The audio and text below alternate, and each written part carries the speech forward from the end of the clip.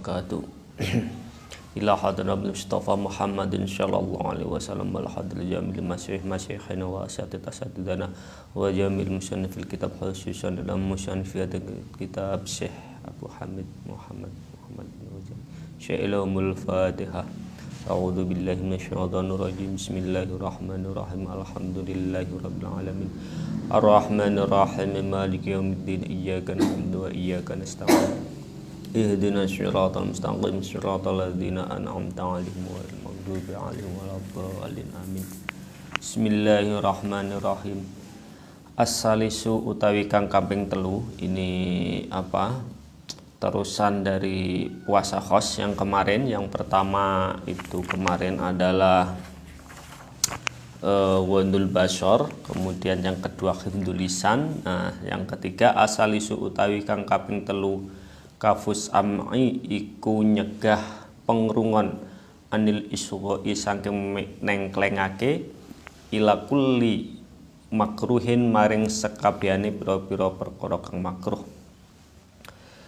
Kemudian yang ketiga adalah mencegah telinga dari mendengarkan setiap perkara yang dimakruhkan oleh syariat. Ini adalah bagian dari puasa khos yang ketiga. Jadi telinga kita tidak mendengarkan dari perkara-perkara yang tidak diperbolehkan oleh agama.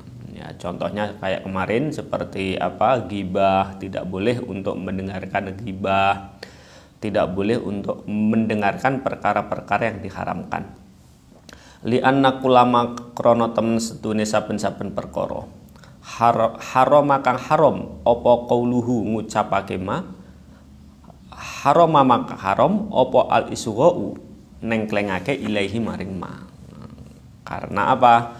Karena setiap perkara yang ketika perkara itu diucapkan hukumnya haram, maka mendengarkan perkara itu hukumnya juga haram. Mengucapkan ghibah itu haram hukumnya, maka mendengarkan ghibah itu juga haram. Mengucapkan fitnah itu haram, maka mendengarkan fitnah ini juga haram. Artinya kita harus ingkar biqolbi, tidak boleh menanggapi fitnah itu. Syukur-syukur bisa misalkan meluruskan atau mengklarifikasi atau menjawab hak jawab itu. Nah, itu nggak apa-apa. Tapi kalau ikut hanyut, bahkan ikut menikmati terhadap fitnah, ikut menikmati ucapan-ucapan ghibah, nah ini yang diharamkan. Walidhalika lan krana are mengkono-mengkono kafus sam'i sawa madaake sapa Allah azza wa jalla bainal mustami'i ing dalem antarane wong kang ngrungu wa akili suhtilan madaake wong kang mangan perkara kang haram. Nah, oleh karena itu Allah ini menghukumi sama antara orang yang mendengarkan perkara yang haram, ini dihukumi sama dengan orang yang memakan perkara yang haram. Kalau mendengarkan perkara haram itu adalah maksiatnya telinga, kalau memakan perkara yang haram ini adalah maksiatnya perut. Nah, maksiatnya perut karena perut kita diisi dengan perkara yang haram, atau juga maksiatnya mulut karena sebelum masuk perut ini melewati mulut dulu. Faqala mongko berfirman sapa Allah Ta'ala sama'una kang padha ngrungu sapa ngakeh lil kadibi maring goroh. Akalu natur kang padha mangan sapa kaum lisuhti maring perkara kang haram. Nah, ini dalam surat dalam surat Al-Maidah ayat 42 dijelaskan di situ sama'una lil kadibi akaluna lisuhti, bahwa orang yang mendengarkan perkataan dusta ini hukumnya sama dengan orang-orang yang memakan perkara yang haram, sebagaimana tadi ya, sawallahu bainal mustami'i wa akili suhti. Tadi karena apa? Karena hukum mendengarkan perkara yang dusta ini adalah maksiatnya telinga. Jadi telinga kita maksiat apabila kita tidak segera menghindar dari ucapan-ucapan yang ghibah atau ucapan-ucapan yang dusta atau perkara-perkara yang ketika diucapkan itu adalah sesuatu yang haram. Nah, ini hukumnya sama dengan akaluna lisuhti, sama dengan hukumnya orang yang memakan perkara yang haram, maksiat, atau itu namanya adalah dosa. Wa qala lan dawu sapa azza wa jalla Allah azza wa jalla, laula yanhahum kenapa ora nyegah ing kaum sapa ar-rabbaniyuna pira-pira ulama lah ya, ulamanya orang Yahudi itu ar-rabbaniyun, wal ahbalulan pira-pira ulamanya orang Nasrani atau mungkin sekarang lebih dikenal dengan pendeta. An qaulum saking ucapane kaum laulayanahum al isma ing dosa wa aklihim lan mangane kaum asuhta ing perkara kang haram. Kenapa ini adalah khitab atau yang di dalam di dalam surat di dalam surat Al-Maidah, surat Al-Maidah ayat 63 itu adalah menceritakan tentang orang-orang Yahudi dan orang-orang Nasrani yang membiarkan kaumnya dalam keadaan maksiat. Kenapa mereka tidak mencegah ar-rabbaniyun, para pemuka-pemuka agama Yahudi? Rabbaniyun, kenapa pemuka-pemuka orang Yahudi atau ulama-ulamanya orang Yahudi ini tidak melarang kaum an qaulihim al-isma? Jadi ucapan-ucapan kaum yang ucapannya ini adalah ucapan dusta atau ucapan yang al-isma, ucapan yang mengandung dosa, berarti ya ucapan dusta, ucapan ghibah ataupun ucapan-ucapan yang lainnya yang memang oleh syariat itu tidak dibenarkan. Namimah misalnya adu domba, kemudian khusumah yaitu menimbulkan permusuhan dengan perdebatan yang menimbulkan permusuhan. Kemudian arok kemarin itu ucapan-ucapan yang kotor atau umpatan dan sebagainya itu. Kenapa orang yang ngumpat, yang berucap kotor ini tidak dikasih pencerahan, tidak didakwahin oleh pemuka-pemuka agama tersebut? Nah, kalau sekarang justru kebalik. Ada yang mengaku penceramah, ada yang mengaku dai, tapi ucapannya malah yang mengajarkan terhadap sesuatu yang tidak diperbolehkan itu, yang mengumpat dan sebagainya itu, dan anehnya itu banyak sekali pengikutnya ya, banyak sekali yang mengikuti, padahal itu jelas-jelas adalah ucapan yang tidak diperbolehkan dan hukumnya haram. Nah, ini orang Yahudi saja oleh Allah diperintahkan ya, laula yanhahumul rabbaniyun. Kenapa itu ulama-ulamanya orang Yahudi tidak mencegah an qaulihim al-isma, dari ucapan-ucapan kaumnya yang dusta, bukan yang dusta, yang berdosa. Yang berdosa termasuk sebelumnya itu adalah umpatan-umpatan itu. Makanya hari ini atau masa-masa ini memang kita harus dituntut untuk pandai-pandai memilih siapa yang harus menjadi panutan kita dalam beragama. Dilihat dulu silsilah keilmuannya, dilihat dulu belajar kemana, kepada siapa dia belajar tentang agama.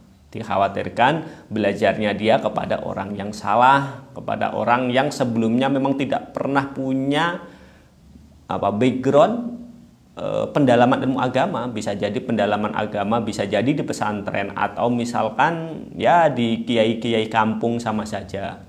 Ya syukur-syukur mungkin yang lebih konsentrasi ini ya pendalamannya di pesantren, karena di situ jelas diajarkan sesuatu yang sangat mendetail tentang ilmu agama, dari ilmu alatnya, ilmu fikihnya, ilmu balaghahnya, kemudian ilmu tafsir, kemudian ilmu tasawuf dan sebagainya. Ini pasti di sana akan komprehensif atau akan diajarkan agama secara utuh, tidak sepotong-sepotong.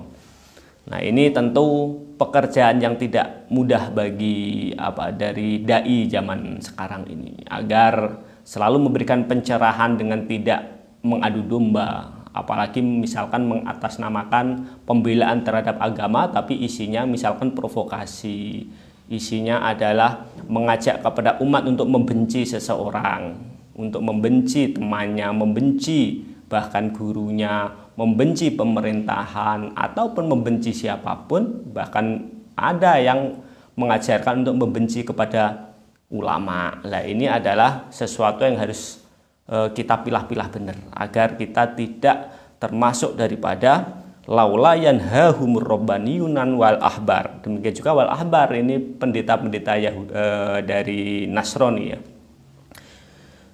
Wa aklihim asuhtu, dan ini disamakan dengan disamakan dengan wa aklihimu asuhtu, dibiarkan untuk memakan sesuatu yang haram. Sekarang juga sudah zamannya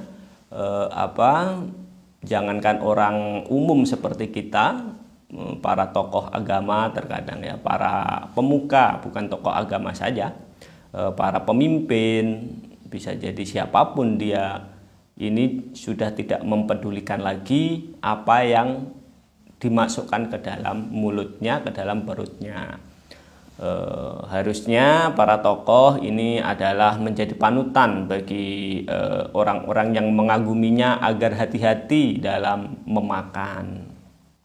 Tidak asal makan misalkan dari hasil hasil atas nama agama misalkan, tapi dia hanya keperluannya misalkan mencari isi perut, atau sebagaimana sekarang banyak sekali sengketa-sengketa tanah. Nah, itu kalau memang itu bukan miliknya ya untuk dihindarilah ya. Hanya berbekal sertifikat misalkan, tapi dia sudah mengklaim padahal dia tahu kalau itu adalah bukan haknya. Nah, ini termasuk daripada pembiaran untuk melakukan sesuatu yang diharamkan oleh agama.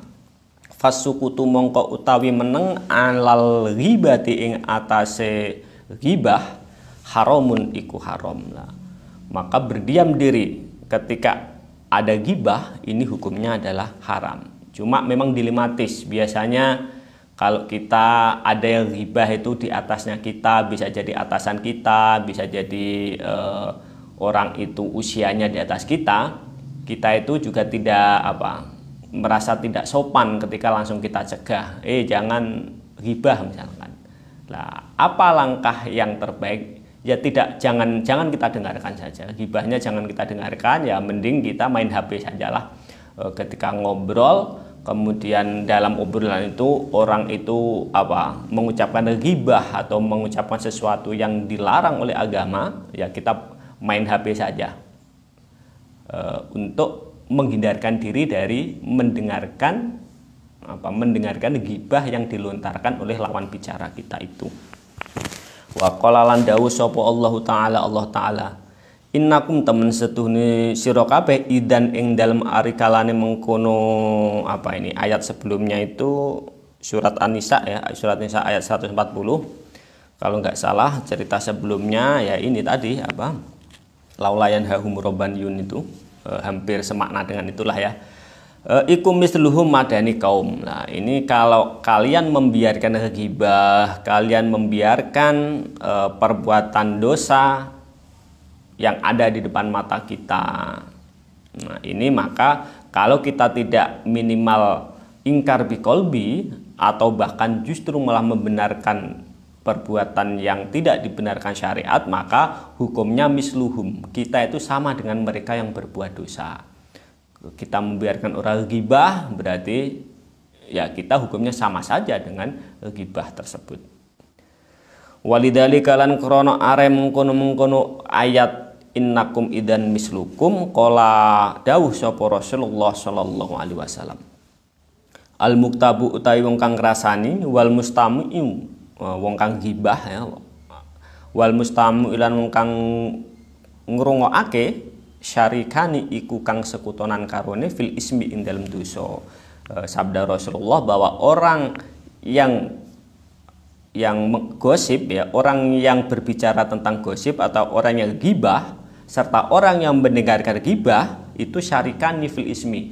Ini saling membantu di dalam berperbuatan dosa. Artinya apa? Sama-sama berdosa. Karena apa? Karena orang gibah itu kalau merasa didengarkan memang semakin semangat gibah.